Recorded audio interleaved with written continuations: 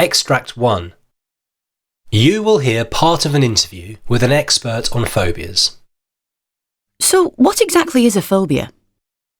Well, nearly everyone fears something. But when the fear becomes exaggerated and irrational, it's a phobia, which is the most common form of anxiety disorder. There are many types of what are known as specific or simple phobias. Common phobias include a fear of animals, particularly spiders, a fear of darkness or nyctophobia, or perhaps a fear of clowns, flying, or a fear of public speaking. Now, you may not be keen on some of these things I've just mentioned, but most of us find a way to cope with the situation and don't let it interfere with our daily lives. However, if you have a phobia of one of these things, you may suffer from symptoms such as an increased heart rate, dizziness, excessive sweating, or even a panic attack. You might end up going to extreme lengths to change your daily life so as not to come into contact with the thing or situation that causes your phobia. For example, imagine a friend of yours has a pet tarantula.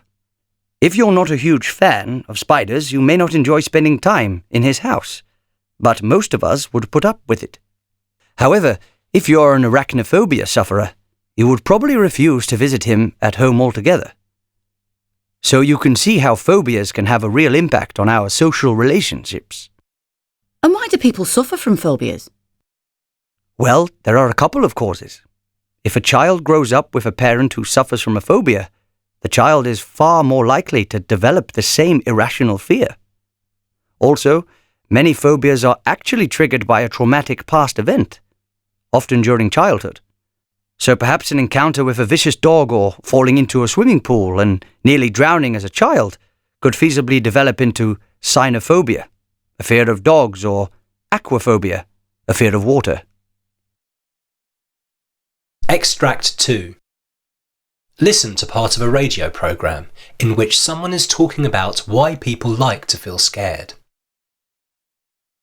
There are many of us out there who actually enjoy the sensation of feeling scared to death on a roller coaster or delight in sitting on the edge of your seat during a horror movie. And Jan, you can explain to us why this is the case. Yes, that's right. As you say, millions of us choose to put ourselves in situations where we consciously know we're going to feel scared, like going on rides at a theme park. The reaction we have when we put ourselves into these situations, the rapid heartbeat or sweaty palms, is in part similar to that when we're faced with a real threat. What happens in those cases is that the body reacts to the danger with what we call a fight or flight response. So when the body detects real danger, it closes off any non-essential systems, such as critical thought, and reacts with automatic responses which enable us to either put up a fight or run away. We get a sudden huge rush of energy, and at the same time the body is flooded with chemicals which protect us from feeling pain. The difference between a situation of real danger and being on a theme park ride is the context. So although we feel a certain sense of fear, we know deep down that the situation does not really pose a true threat, and so this energy and lack of pain without any real danger allow us to experience a sense of euphoria or an adrenaline rush, which explains why we are able to scream and giggle in quick succession. Extract 3. You will hear some people talking about their fears and phobias. So, have you got any phobias, Liz? I'm not sure if I'd call it a phobia as such, but I absolutely hate needles and injections. Even the thought of them makes me feel queasy.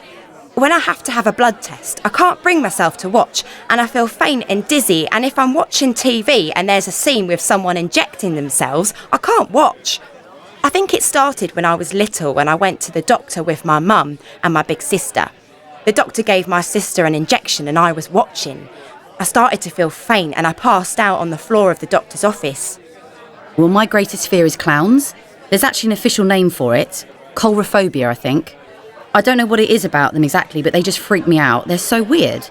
I've always hated them since I was a kid, from birthday parties and the circus and things. They don't look at all happy to me, even with a big painted smile. They look sad and scary, even a bit sinister. What about you, Ben? Are you scared of anything?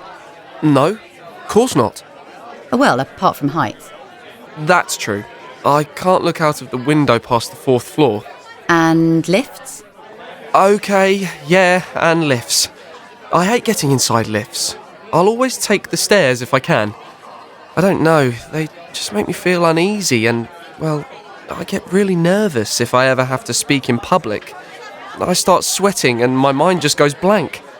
It's so embarrassing. That's pretty normal, isn't it? Of course. Sure. This recording was created by the British Council. To find more English language learning material for teenagers, please visit www.britishcouncil.org/learnenglishTeens.